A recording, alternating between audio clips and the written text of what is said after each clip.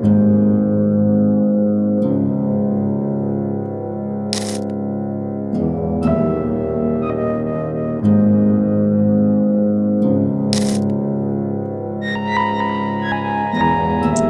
pendekatan dalam kasus Iran. Pertama, kondisi ekonomi Iran itu memang benar-benar rapuh. Ya, benar-benar krisis. Rapuh deh. Rapuh. Bayangkan, 1 rial Iran sama dengan 0,017 rupiah. Wih, ini terjadi memang tidak lepas dari sanksi Amerika ke Iran. Sebenarnya kan krisis ekonomi di Iran itu sudah berlangsung sejak tahun 2016. Berarti krisis ekonomi di Iran itu dibuat oleh Amerika? Iya. Dia lagi ngeri banget emang kita ngomong. Israel sengaja memanfaatkan ini untuk menutupi kasus konflik di internalnya juga.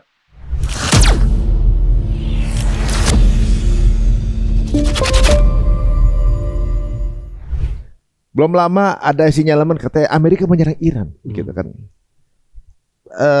Walaupun itu penuh risiko ya. Iya. Tapi sekarang di Iran juga lagi panas nih. Betul.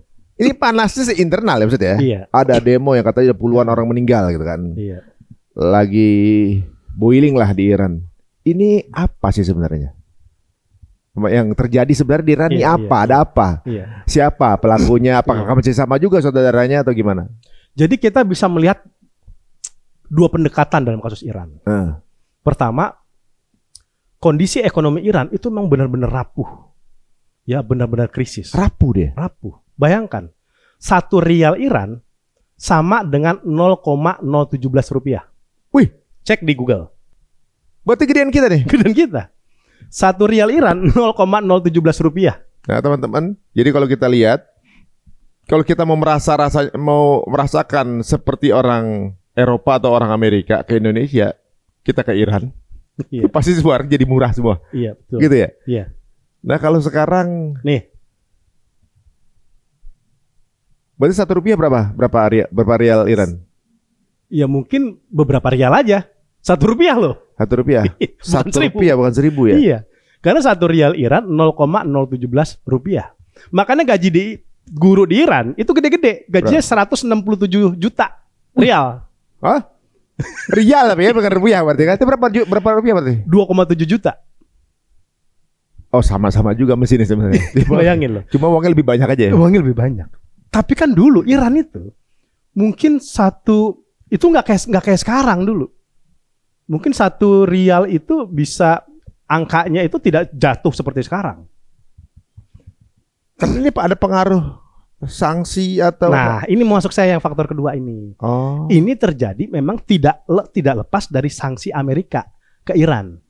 Sebenarnya kan krisis ekonomi di Iran itu sudah berlangsung sejak tahun 2016. Berarti krisis ekonomi di Iran itu dibuat oleh Amerika? Iya. Dia lagi ngeri banget emang kita ngomong rumah. Jadi kan antum lihat ya, 2016 terjadi demo besar, krisis ekonomi di Iran. Itu 2016, saya masih ingat, saya pernah ngisi acara tuh soal krisis ekonomi Iran tahun 2016. Itu terjadi itu. Dan semakin parah, itu baru bermulanya krisis ekonomi yang cukup besar lah di Iran 2016. Diperparah nanti kemudian sanksi maksimal, tekanan ekonomi maksimal yang diberikan oleh Donald Trump per 2018. Nah, kondisi Iran tuh sama kayak Venezuela. Kalau Venezuela 300 miliar barrel, Iran itu cuma 200 miliar barrel minyaknya. Lebih sedikit tuh. Ya. Banyak juga tapi sedikit ya. Banyak juga tapi lebih sedikit dari Venezuela. Problemnya juga sama. Sebelum sanksi Amerika, Iran itu bisa mengekspor 1 juta sampai 1,5 juta barrel minyak ke luar negeri per hari loh. 1 juta. Siapa pelanggannya? Cina, India, Uni Emirat, Turki, Jepang, Korea dan lain sebagainya. Rusia juga. Ya. Tapi setelah Trump memberikan sanksi, negara ini mundur satu persatu secara teratur. Malas ribut. Iya, malas ribut sama Amerika, malas disanksi oleh Amerika. Karena kan Amerika menerapkan sanksi sekunder. Sanksi sekunder itu di mana pihak ketiga ketika bertransaksi dengan Iran, maka dia akan mendapatkan sanksi oleh Amerika. Bisnisnya nggak fair banget. Gitu. Kalau secara bisnis, iya, nggak fair itu. Iya nggak fair. Tapi kan gini, masalahnya kan orang transaksi apapun sekarang pakai dolar. Itu udah nggak fair duluan. Iya. Sama tuh kayak kasus Venezuela. Nah, akhirnya tuh satu persatu mulai selesai, tidak menunjukkan hanya mungkin Cina. Cina pun juga takut disanksi Amerika, makanya dia pakai membeli secara bayangan. pakai pihak ketiga. Main proxy. Pakai proxy atau pakai perusahaan yang lain. Gitu.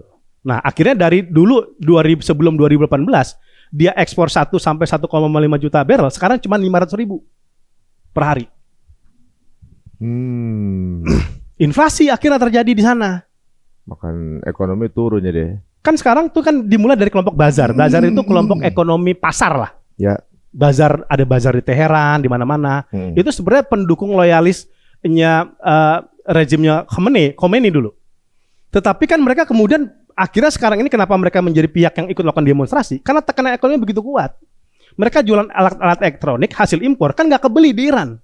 Dari nilai jual itu nggak bisa kejual di Iran karena inflasi begitu tinggi. Akhirnya dia rugi. Dan terjadilah demonstrasi besar-besaran yang terjadi di Iran. Kelompok pemuda, kelompok masyarakat. Karena gini, inflasi itu 75%, kenaikan gaji cuma 20%. Apa ini berarti? Kan gini, Iran adalah list dari beberapa negara yang nggak mau menerima perbankan internasional. Betul, iya. Yang sebelum-sebelumnya udah dihabisin semua. Yang nggak mau ambil perbankan internasional, yang disetting sama Amerika, itu dihabisin negaranya.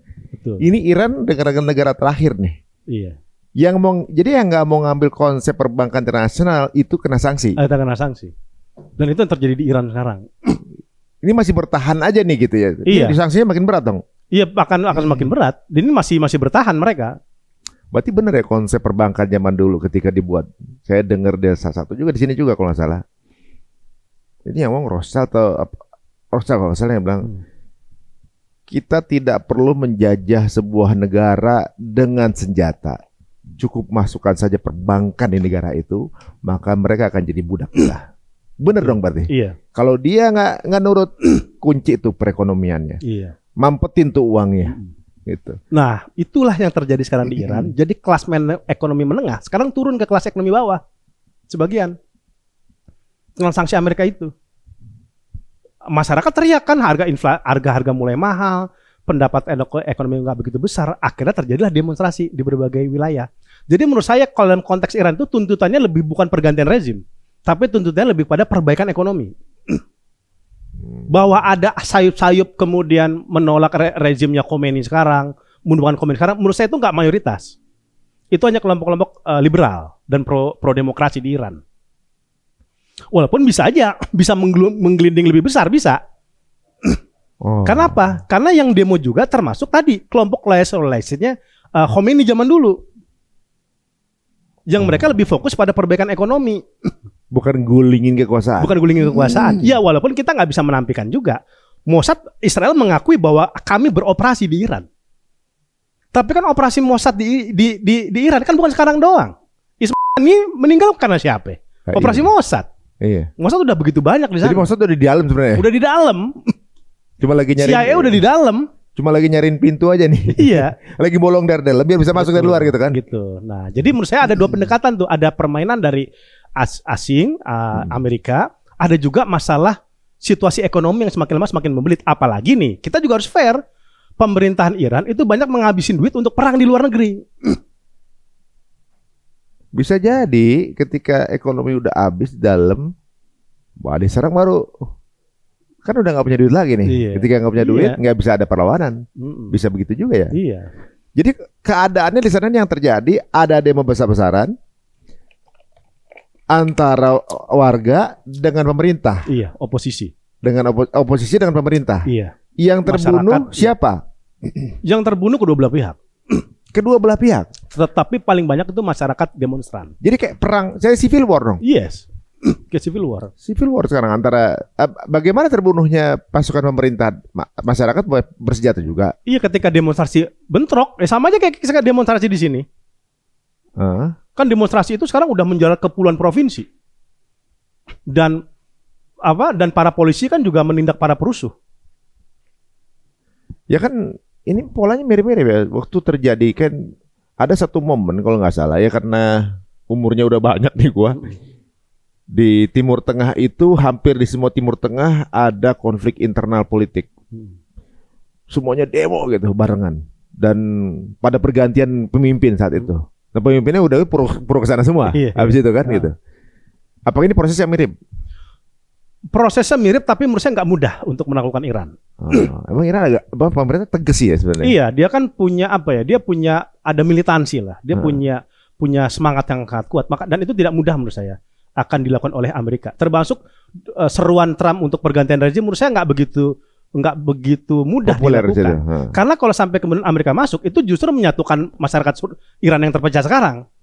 Oh, ada cost untuk kemudian menyatukan lagi. Karena kan ada isu nasionalisme yang bangkit di situ. Ya sama kayak kita lah. Kita kritik kuat pada pemerintah, tapi kita kemudian pemerintahan kita diintervensi, diserang asing, kita pasti juga ngelawan kan. Gitu. Benar juga. Jadi mereka jadi punya alasan untuk bersatu ya. Nah, makanya menurut saya kebijakan Amerika Serikat dan Israel lebih kepada nanti memainkan proksi di Iran, oposisi, kelompok Kurdi, kan sama juga. Ada Kurdi juga. Ada juga. Ada kelompok Kurdi. Itu yang membuat kemudian menarik Turki membantu Iran dalam konteks ini.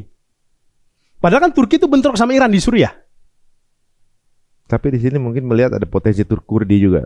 Nah, karena gini, kalau Iran kemudian chaos, pecah, itu bisa merembet ke Turki. Makanya Turki walaupun punya kebijakan politik yang berbeda dengan Iran, dalam hal ini dia membantu Iran. Laporan intelijen pergerakan kelompok kayak Kurdi atau intelijen Mossad yang sedang bermain itu dipasok oleh Turki kepada Iran. Walaupun Iran sama Turki itu sering sekali berbeda pendapat. Bahkan di Suriah mereka bentrok. Di Azerbaijan mereka bentrok. Turki dukung Azerbaijan, Iran dukung Armenia. Oh, konflik Armenia Azerbaijan. Oh ya, namanya politik juga nggak ada kesetiaan secara itu. Karena ngeliat ini apakah ini gini, negara-negara itu kan pasti berpikir national interest. Apakah konflik yang ada di Timur Tengah ini bisa berdampak kepada kita secara langsung? Itu kan pasti dianalisis sama intelijennya. Kalau dia punya dampak, mereka memutuskan untuk memberikan bantuan. Ada koordinasi intelijen diantaranya. Nah, kalau IRGC gimana nih? Ininya apa namanya pengaruhnya? Nah, IRGC ini kan menarik ya. Dia ini kan pasukan ideologis. Dia beda dengan pasukan reguler tentara di Iran. Jadi Iran itu ada pasukan khusus ya, namanya IRGC. Nah, IRGC ini dibentuk setelah revolusi Iran. Tahun 79 revolusi Iran. Jadi punya dua militer? Iya, jadi dua punya militer. IRGC ini kebanyakan main kepada Timur Tengah. Jadi dia tidak hanya bermain di lokal, tapi dia bermain kepada kayak di Suriah, bermain di Libanon. Jadi pasukan yang punya ceruk internasional lah. Tapi problematika ini juga kemudian yang menjadi kritikan masyarakat yang melakukan demonstrasi di Iran. Kok ketika kita sedang mengalami kesulitan ekonomi, sedang mengalami krisis keuangan, kok ente jor-joran di Suriah, di Hizbullah? Menurut data aja, uang yang dikeluarkan pemerintah Iran untuk mempertahankan Bashar Assad itu mencapai $50 miliar loh. Iran. Walaupun dia lagi krisis. Jadi Iran itu lebih memihak ke Jolani ke Bashar Assad? Ke Bashar Assad lah. Oke. Kan Jolani itu kontra Bashar Assad. Tapi udah kelihatan sih ininya arah-arah bubble. Tapi kan Iran tuh berkepentingan kenapa dia mau keluar begitu banyak untuk mempertahankan Bashar Assad agar ini kan proksi dia, ini kan sekutu dia. Kalau sampai kemudian Suriah Bashar Assad tumbang, maka politik luar negeri Iran menjadi bermasalah. Dia tidak memiliki banyak aliansi kekuatan sekarang yang ada di sana. Di wilayah Timur Tengah. Makanya dia mengeluarkan uang begitu besar. 50 miliar US dollar sampai 80 miliar US dollar. Itu bisa dibilang ya seribuan triliun lebih itu. Mau dirupiahkan. Kalau proksi-proksi Iran itu yang pasukan-pasukannya kayak Hizbullah. Gitu kan. Apa aja yang Houthi Yaman, Hizbullah di Lebanon. Itu kan yang ngelewatin Syria kan. Jadi Syria dipakai sebagai pintu masuk lah gitu ya. Pintu masuk. Waktu zaman Bashar Assad. Sekarang sulit. Nah, terus kalau suplainya ke Hizbullah dan juga Houthi juga sulit dong. Kalau Houthi kan berbeda, dia kan di wilayah Yaman, dia masih punya bisa melakukan koneksi di situ Yaman Selatan, di situ ya. Tetapi kalau ke Hizbullah sekarang memang sulit karena dia kan aksesnya itu ditutup oleh pemerintahan baru Suriah. Makanya Iran itu masih mencoba membiayai kelompok-kelompok loyalis Assad yang masih tersisa di Suriah untuk melakukan pemberontakan terhadap pemerintahan Jolani. Agar dia punya target pemerintahan Jolani ini tidak bertahan lama dan kembali kepada kelompok loyalis Iran. Berarti supply up dengan keadaan internal yang lagi melemah ini, ke proksinya juga melemah dong. Melemah. Apakah ini kan jadi makin kebaca ya, maksudnya polanya Houthi dan Yaman proksinya Iran. Irannya dilemahkan. Kalau saat melemah ada kemungkinan nggak Israel nyerang lagi Iran? Israel sebenarnya sedang berencana menyerang Iran. Nunggu momen ya. Nunggu momen. Mungkin nggak ini konflik di-create? Apa emang keadaan menunggu? Apa keadaan mendukung untuk kemudian misalnya mau dilemahkan nih? Iya. Terus keadaan ekonomi juga lagi gini, jadi makin kuat gitu. Menurut saya kombinasi keduanya. Karena gini juga. Banyak kalangan menilai ketika kita hanya melihat faktor Amerika, kita nggak melihat faktor internal di Iran itu sendiri yang juga bermasalah. Ya kan kayak kita lah pemimpin antek asing, tapi melupakan sebenarnya ada faktor internal yang juga bermasalah kayak gitu loh. Jadi nggak bisa sekedar menyalahkan faktor eksternal, tapi tidak melihat atau mengatasi faktor internal. Tapi kita juga nggak bisa mengatakan nggak ada peran permainan asing di sini, pasti ada. Pasti mereka juga bermain. Kalau misalnya Iran benar-benar runtuh lah, siapa yang diuntungkan Timur Tengah? Nah ini kalau sebelum sampai runtuh, saya masih nggak begitu yakin. Kalau rezimnya Khamenei sekarang itu menjadi runtuh. Maksudnya walaupun bagaimana ini masih kuat lah ya gitu. Menurut saya masih kuat. Ya. Tetapi memang masih punya peran atau punya potensi dia lemah ya. Dan kalau lemah itu menjadi runtuh itu bisa saja. Tapi di sini sudah disiapkan itu rezimnya Pahlavi itu, Shah Pahlavi. Oh itu yang dulu ini kontranya. Dan ini akan menguatkan hegemoni Amerika pasti di Timur Tengah. Wah menang juga dia situ ya. Kayak gitu. Ya. Tetapi lagi-lagi kalau kita katakan dalam waktu dekat pemerintahan Iran runtuh, saya nggak begitu yakin. Karena sebenarnya Presiden Iran itu udah coba melakukan persuasi kepada para demonstran, menerima kritik lah atas problematika yang ada di Iran ya, faktor krisis ekonomi, faktor masalah korupsi, inflasi, pekerjaan dan sebagainya itu mencoba dikonsolidasikan oleh Presiden Iran. Gitu. Nah, kalau ini kemudian gagal diidentifikasi, yaitu tadi bukan tidak mungkin Iran menjadi negara yang akhirnya terpecah. Ini jadi ada bubble konflik di dunia saat ini ya teman-teman semua ya. Yang kalau kita lihat ini kalau dikompilasikan, ini dunia lagi nggak baik-baik aja. Apalagi di era. Jangan lupa loh. Apa tuh? Israel sengaja memanfaatkan ini untuk menutupi kasus konflik di internalnya juga. Kan hakimnya yang ini menuduh Netanyahu korupsi meninggal. Iya. Dan lagi demo besar-besaran di Israel. Yang benar. Kelompok Yahudi Ortodok menolak wajib militer. Jakarta. Bukan kelompok Yahudi Ortodoks. Kenal Yahudi Ortodoks itu nggak hanya Jakarta. Jadi yang kriwil-kriwil ini ya? Iya. Kan dia ini kan mendapatkan privilege selama ini sejak Israel berdiri. Mereka tidak dibebankan wajib militer. Yang wajib militer hanya masyarakat biasa. Karena mereka lebih mulia gitu ya. Karena mereka punya darah Yahudi. Lebih pure. Loh iya, sebagai kelompok spiritual Yahudi yang menjaga nilai-nilai keyahudian di Israel. Maka dibebas tugaskan wajib militer. Tetapi banyak tentara Israel yang koit, yang bundir. Kurang orang. Kurang store of staff. Jadi pasukan Israel yang masuk jebret banyaknya tewas. Yang selamat balik. Bunuh diri juga. Jadi iya. Jadi itu akhirnya kan masyarakat demo. Anak saya mati dikirim ke Gaza, ikut wajib militer, tukang cukur, guru meninggalkan sekolah. Lah kok kelompok Yahudi Ortodok tenang-tenang aja. Dia mati untuk belain lu gitu kali ya. Iya, kayak gitu. Kita udah banyak yang mati. Dan ini kan yang ngipasin perang selama ini, Yahudi ini. Yang nyuruh untuk ngeruntuhin Aqsa ya. Yang ketika tentara Israel mau ke Gaza tuh didoain dulu sama dia. Iya. Kayak gitu. Iya. Nah, dianggap soalnya mereka akan mempercepat proses ini kuil Sulaiman soalnya kan. Kayak gitu. Cuman kan akhirnya orang, wah ini nggak fair dong kalau kayak begini. Emang dia siapa? Jangan karena cuman dia rabi, dia nggak punya kewajiban untuk terjun perang di jalur kan Gaza. Pilihan Tuhan itu. Iya. Nah ini perang Netanyahu kan gitu. Iran konflik, Yaman konflik, lah negara lu juga konflik. Oh, mereka meng-create keruntuhan di negaranya, di negara orang, untuk biasa caplok. Padahal kan dia ngomong demokrasi di negara lain, HAM, pembelaan minoritas. Lah di dalam negeri lu sendiri lu gebukin orang-orang. Iya. Bahkan mati satu kan kemarin remaja ketika bentrokan antar kelompok Yahudi Ortodok dengan polisi, mati satu ketabrak bis. Kan jadi demo rame tuh di sana. Bukan ketabrak itu ya, bukan Gojek ketabrak itu ya. Iya bukan gitu. Oh. Gitu. Jadi nah, secara internal mereka ada konflik ya sampai korban jiwa. Korban jiwa. Mungkin juga lebih karena nggak terekspos aja.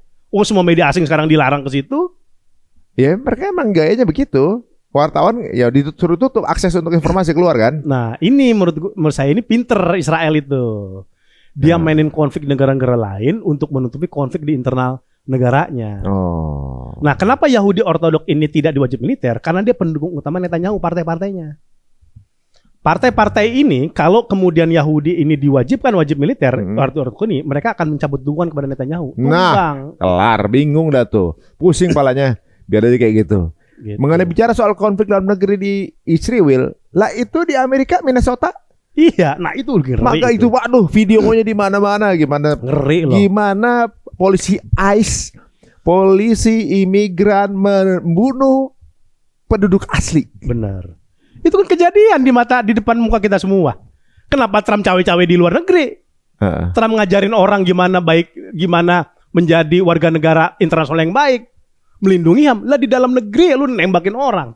Narkoba juga banyak di Amerika. Lah di bandar narkoba dari Amerika ke luar negara kan sebanyak-banyaknya banyak. Iya, kok dia ngajarin Venezuela jangan Venezuela untuk memerangi narkotika. Di dalam negerinya banyak bandar itu. Gitu. Ya ampun. Ya jadi standar ganda. Standar ganda dari yang megang standar ganda ya enggak? Iya, sama nih kayak Somaliland.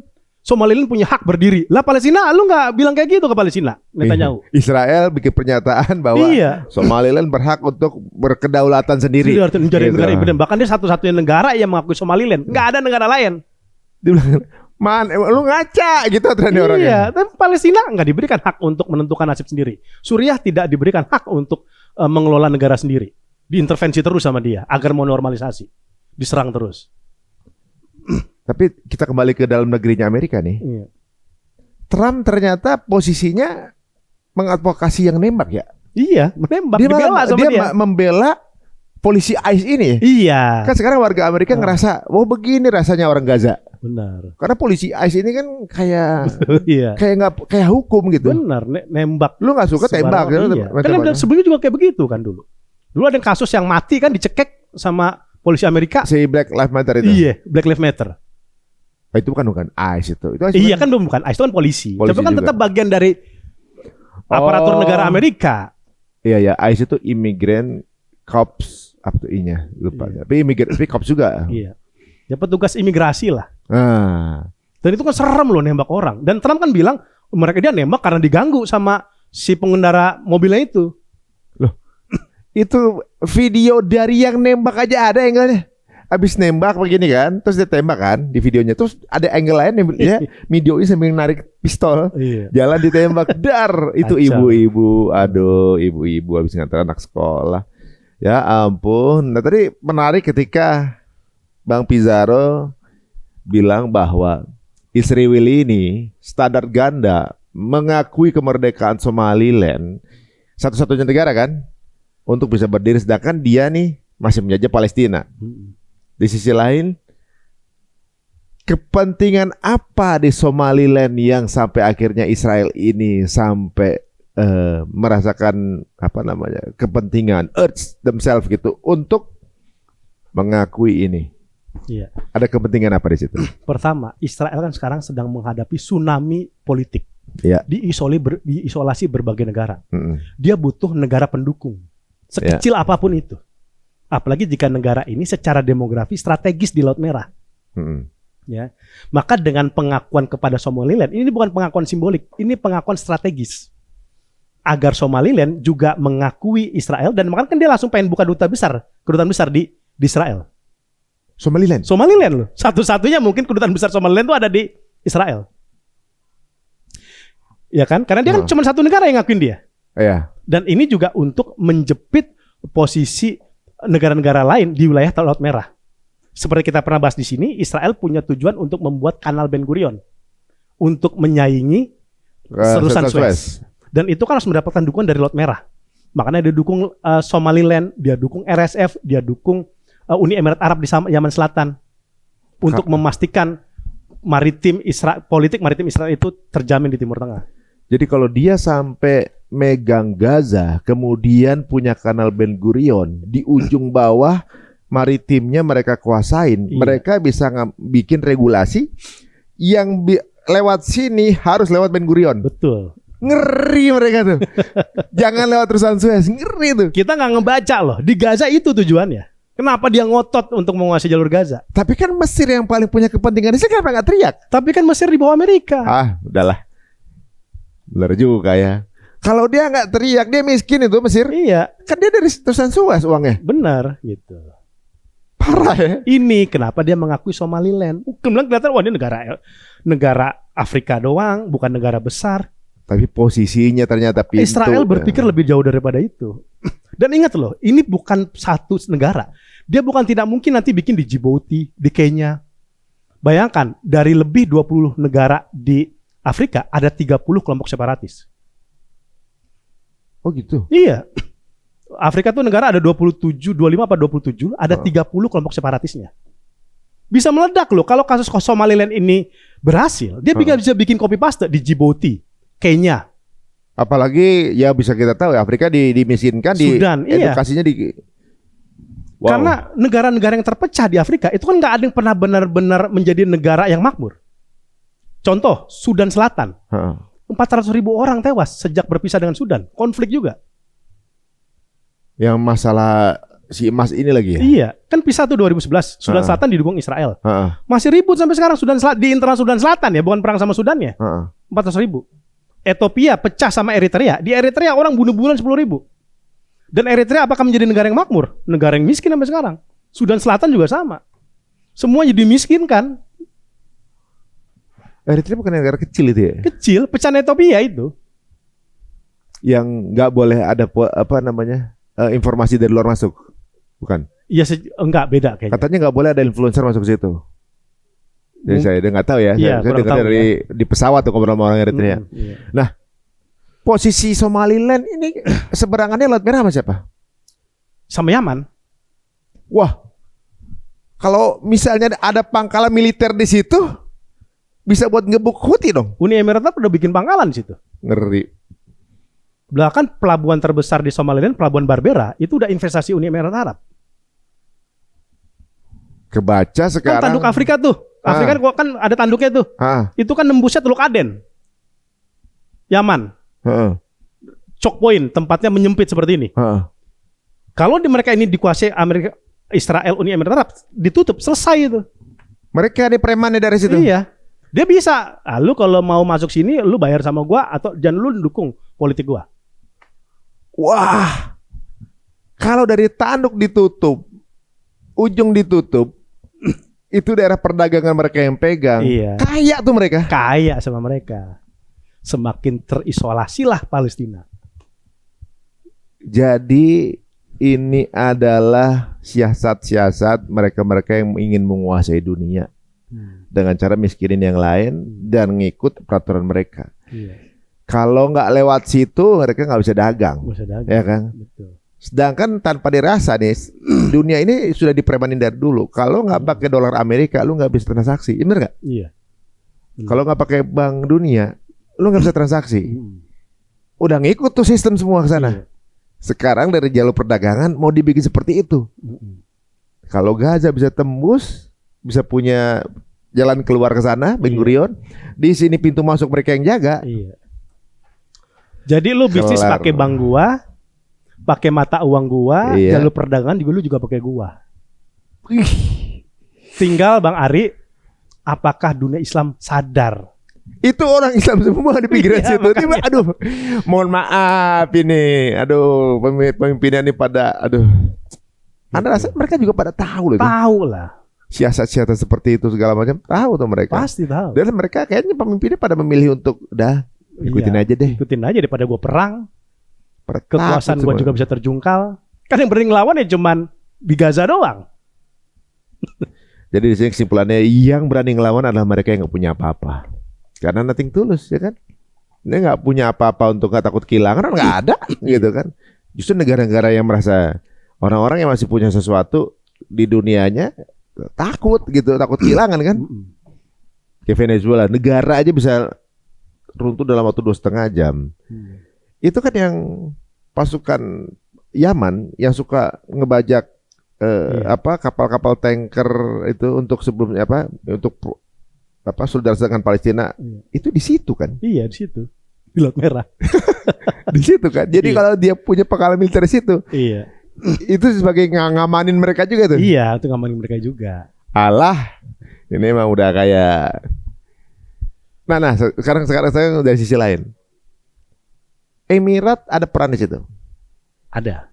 Dia bikin pangkalan di Eden itu kan. Dan dia juga yang ada di belakang konfliknya Sudan. Apa ini ada korelasinya dengan perang antara Emirat dengan Arab Saudi? Ada, jelas. Apa? Iya. Karena kedua, jadi gini.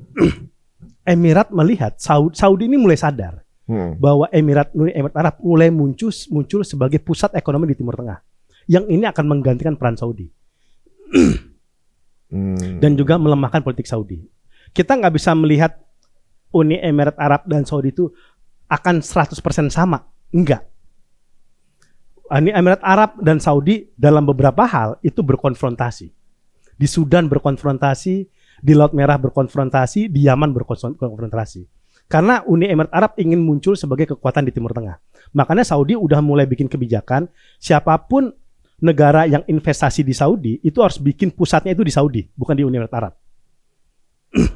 Hubnya, kantor pusatnya.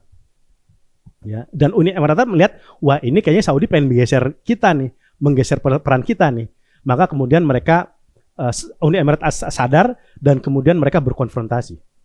Di Yaman kita udah bisa mengatakan bahwa Uni Emirat Arab dan Saudi itu saling berperang. Ya, karena ini perebutan kekuasaan. Karena kenapa? Kenapa Saudi itu mempertahankan Yaman yang satu? Karena kalau Yaman pecah nih, Yaman pecah belah, ya, itu merugikan Saudi. Kenapa? Kekuatan Houthi itu bisa melakukan konsolidasi. Dengan? Ya di kelompoknya, di milisinya itu bisa melakukan konfrontasi untuk melakukan serangan kepada Saudi. Kelompok Houthi. Ya, karena terpecah belah nih Yaman nih. Kalau Pak Yaman pecah belah, yang untung itu Houthi. Karena Houthi semakin kuat. Nah, Saudi ini kan sama Houthi ini bermusuhan. Ya. Oh. Kayak gitu. Ya, makanya dia tidak mau. Kedua, kalau kemudian Yaman pecah, Yaman Selatan jadi negara sendiri, itu menguntungkan Uni Emirat Arab karena dia menguasai Teluk Aden, Babul Mandeb. Yang tadi itu berhadapan langsung dengan tanduk Afrika. Kalau pecah, makanya kalau kemudian Yaman bersatu, ini kan Teluk Aden masih dikuasai oleh Saudi. Ya, karena pemerintahnya satu nih. Ya. Yaman Utara kan pusatnya itu pro sama Saudi. Tapi kontra sama Yaman Selatan. Yaman Selatan itu pro-nya ke Uni Emirat Arab.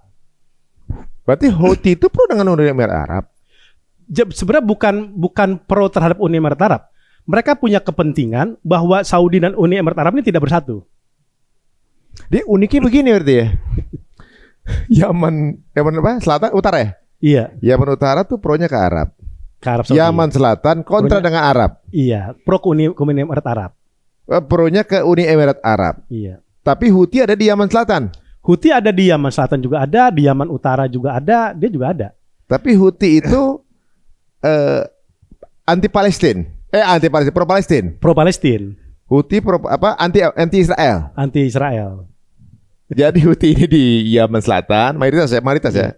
Houthi di Yaman Selatan dikasihnya politik tuh gak ada yang setia sih sebenarnya, tergantung kepentingan. Betul, makanya. Ini teluk ya, misalnya teluk Aden ini yang mau dikuasain ya. Mungkin teman-teman bisa sambil googling gambarnya.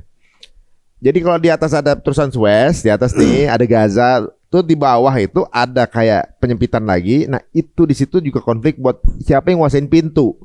Orang jadi kayak preman nanti ya. Nih, ini yang lewat sini bayar atau harus ngikutin kebijakan ini. Nah, kalau ini di Gaza udah kebuka nih saluran terusan Ben Gurionnya, maka dari sini harus lewat sana. Ini miskin nih yang punya lagi. Sementara masih terusan Suez sekarang kan. Iya. Nah, yang di sini yang suka ada kapal yang diserang-serang sama Houthi itu di sini posisinya. Iya. Ya. untuk supaya nggak nyampe ke sana kan. Nah ini anti Israel. Nah ternyata tapi di negara ini temenan sama Emirates musuhan sama Arab Saudi, ya kan? Emiratesnya tapi pro Israel.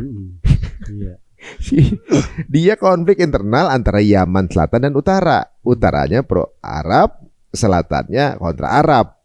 Nah Emiratnya perang sama Arab, tapi Hutinya kontra Israel. Ini kan aneh, gimana sih ya? Iya, karena gini, kita memahami bukan dalam perspektif geopolitik luas kepada kepentingan ekonomi Yaman. Siapa yang lebih menguntungkan aja gitu. Iya, gitu. Satu hal lagi, kenapa Uni Emirat Arab sangat bernafsu memisahkan Yaman Selatan dan Yaman Utara? Karena cadangan minyak yang paling banyak tuh di Yaman Selatan. Oh, itu lagi masalahnya. Dan Saudi kalau Yaman Selatan itu berpisah, ya dia juga nggak punya akses kepada minyak di Yaman. Karena ya kan? lewat situ. Karena kan dia Yaman Selatan otomatis akan dikuasai oleh Uni Emirat Arab. Dia nggak punya akses ke minyak di situ. Nah, itulah kepentingan Saudi. Ya ini oil sih belakangnya. Iya, sebenarnya ya rampok-rampokan aja. Oil, kemudian maritim segala macam. Itulah dia mungkin ada rahasia kenapa Tuhan naruh banyakkan oil di daerah Timur Tengah. Ya, Timur Tengah. Mas gini, kebanyakan hasil bumi. Ada yang bilang sih, kebanyakan hasil bumi itu di tanah-tanah yang disujudin, ya kan. Tapi disitulah letak challenge-nya, karena pasti akan banyak yang ngerampok. Betul. Kenapa kemudian elit global itu jadi penjajah? Karena mereka butuh ambil itu, ambil resources kan gitu. Gara-gara diserang banyak ngungsi. Orang Muslimnya banyak ngungsi ke negara-negara yang jajah kan, gitu. Disitulah penyebaran agama. Jadi caranya Tuhan itu untuk membuat penyebaran agama itu dengan cara abiji jajah, lu kan jadi para ke diaspora. Nah di diaspora itulah jadi penyebaran the fastest growing religion. Ini kalau dari perspektif Islam, gitu. Ya jadi saya tambahin tadi ya, kenapa Houthi ini akan sangat diuntungkan dengan pecahnya Yaman. Karena kalau Yaman bersatu kan dikontrol Saudi secara umum. Oke. Ya kan, gitu. Maka dia perlu memecah basis kekuatan musuh dalam tanda kutip lah, musuh politiknya. Ya kalau terpecah Yaman Utara, Yaman Selatan, yang untung ya dia. Gitu. Kalau bersatu kan dikuasai oleh Saudi secara umum. Gitu. Nah itu yang menjadi problematika. Sedangkan Houthi kan berperang dengan Saudi. Iya. Di sisi lain Saudi ada keberpihakan juga sama Israel nggak? Iya, Saudi sekarang ya dia. Ini aja pragmatis ya. Ya menurut dalam kasus-kasus terakhir kita melihat bahwa Saudi juga mulai tidak 100% tunduk sebenarnya dengan Israel. Ya, pragmatis dagang lah ya. Iya, pragmatis dagang lah. Kayak normalisasi kan ternyata Saudi nggak mau. Saudi BRICS juga. BRICS juga. Emirat nggak? Emirat masuk. Ini gimana sih? Jadi Amerika ini kontranya BRICS, ya kan? Kontraknya tuh. Karena dia punya dagang sendiri kan. Dia anggap nih kompetitor. Tapi Arab Saudi, Emirat dianggap ally. Tapi ternyata mereka juga ikut BRICS. Iya. Ya itu juga bergaining bagi Saudi dan Uni Emirat Arab juga ke Amerika. Oke. Kayak gitu. Kan politik itu dia perlu banyak bergaining daya tawar. Iya. Dan apalagi sekarang kan Cina udah mulai tumbuh di Timur Tengah. Maka pilihan Saudi dan Uni Emirat masuk BRICS itu bukan berarti dia mulai kontra terhadap Amerika, bukan. Itu lebih upaya untuk memaksimalkan ekonomi di Timur Tengah. Jadi sebenarnya yang membara itu di berbagai tempat ini sekarang ya, secara politis ya. Iya. Kalau ke Asia bawah kita ini ada juga nggak sih yang punya potensi itu? Kan misalnya Kamboja dengan Thailand kemarin lagi panas juga. Punya, kan kita lihat kasus Laut Cina Selatan, klaim Cina terhadap wilayah Laut Cina Selatan itu kan belum beres sampai sekarang. Kan Cina mengklaim bahwa laut di wilayah ASEAN sebagai negara ASEAN itu milik dia. Yang bersinggungan dengan Vietnam, Indonesia, Filipina dan Malaysia. Kan persitegangnya Cina tuh di situ. Dia mengklaim wilayah garis putus-putus Cina di wilayah Laut Cina Selatan itu miliknya Cina, bukan miliknya wilayah-wilayah ASEAN. Ya karena dia selalu bikin reklamasi pulau punya dia. Lama-lama kan ada peraturan laut dari pulau itu berapa kilo kan? Iya. Nah di wilayah dia bikin di batas. Dia kan pulau dari sini, mau nggak mau batasnya dia begini kan? Iya. Habis itu bikin lagi di sini, lama-lama begitu habis juga tuh. Nah walaupun memang kita lihat belum terlihat gejolak perang, cuman kita tetap harus waspada perkembangan ini. Karena sampai sekarang kan wilayah yang masih damai itu di wilayah Asia Pasifik kita ini ya kan, wilayah damai. Tapi bukan kata mungkin itu bisa menjadi peralihan perang nanti. Ya, ketika Amerika dan Cina itu menghadapi, Cina misalkan bentrok dengan Taiwan kan, Amerika masuk, itu pasti juga dampaknya banyak ke wilayah kita, ke negara kita, yaitu Indonesia. Ya semua yang terjadi konflik kita kena pengaruh juga pasti kan. Gitu. Soalnya kalau dibilang invasi Cina ke Indonesia lumayan masif gitu ya. Tapi di sisi lain, Cina itu kontra Amerika. Iya. Jadi pilihannya yang politik siapa yang benar kontra Amerika? Enggak ya? Enggak, kalau secara wajah pasar. Belakang layar? Belakang layar kan tadi udah dibilang ya. Ya sebenarnya politik itu intinya ujung-ujungnya duit ya. Iya. Intinya adalah siapa yang lebih memiliki kepentingan dan semuanya punya target untuk memiliki kekuasaan, menguasai aset, dan kalau udah menguasai aset, orang tergantung sama dia, nurut sama dia. Gitu kan intinya itu kan. Bagaimana menuju satu komando pemimpin di seluruh dunia under dia. Pengen begitu. Nah teman-teman semua, inilah penggambaran apa yang mungkin bisa terjadi di 2026. Ya, sebagai kesimpulan akhir nih, Bang. Kira-kira apa nih yang bisa jadi ya. Kita akan saksikan di tahun ini. Iya. Kita harus benar-benar pasang mata, pasang fokus semua. Bahwa tidak ada yang tidak mungkin terjadi tahun 2026. Kasus Maduro siapa yang pernah terfikir sebelumnya? Ya, tapi itu terjadi dilakukan oleh Amerika. Karena Amerika semakin lama semakin ingin dijadikan posisi dia sebagai polisi dunia ataupun raja dunia. Maka kita harus waspada. Ya, maka kita harus betul-betul pasang mata dan kita harus berani sama Amerika. Dalam arti gini, kita jangan kemudian didikte terus. Kita diam. Karena kalau itu terjadi, itu kita bisa menjadi korban selanjutnya. Kalau Venezuela itu bisa dilakukan, bukan tidak mungkin negara-negara lain akan bergiliran dilakukan oleh Amerika. Dan kalau kayak gitu dunia kacau balau. Dan bukan tidak mungkin kalau perang ini terus berlanjut, ya kita menghadapi World War III. Pertanyaannya, seberapa siap kita? Nah, jadi ya, apakah militer kita sekuat itu? Apa kita punya Iron Dome? Kita belum tahu. Ya ini jadi mungkin buat pemikiran kita semua guys. Negara kita emang di bawah nih di peta ya. Yang konfliknya di atas gitu kan. Kita di bawah. Bukan berarti konflik itu nggak akan melebar ke kita. Karena apa? Karena negara kita kaya.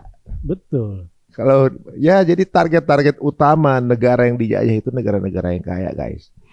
Kalau Maduro bisa ditaklukkan dalam 2,5 jam, tapi Indonesia sulit karena kita punya Madura. Sebelumnya mereka nyerang pakai tank, nggak ada tuh logamnya. Itulah hebatnya orang Madura. Belum nyerang loh. Wah, tank kita kemana? Di bawah. Itu hebatnya orang Madura aja, kita pede aja. Aduh. Terima kasih Bang waktunya Bang. Sama-sama Bang Arif. Aduh, jangan kapok kita undang lagi. Insya Allah. Ini soalnya udah dari kemarin kita nunggu jadwal beliau nih kayak lagi roadshow kayaknya ya. Apalagi setiap ada konflik pasti kita pengen tahu pembahasan dari Bang Pizarro. Dan teman-teman semua jika dirasa menarik monggo silakan share ke teman-teman semuanya. Karena ini adalah walaupun kita nggak ikut berada di situ, jangan sampai ya. Tapi kita bisa tahu posisinya sebenarnya yang dikejar itu apa, lagi ngapain, apakah benar akan terjadi nanti perang dunia ketiga atau bagaimana. Jadi kita udah punya persiapan, kita udah tahu ke depan mau ngapain, kita investasi apa yang harus kita pegang kan gitu kan. Nah, ini juga kemudian dekatkan hubungan kita sama yang di atas lah, karena ya ujung-ujungnya habis-habis semua gitu. Terima kasih waktunya Bang Pizarro, semoga bermanfaat ya. Sampai ketemu lagi. Assalamualaikum warahmatullahi wabarakatuh. Waalaikumsalam warahmatullahi wabarakatuh.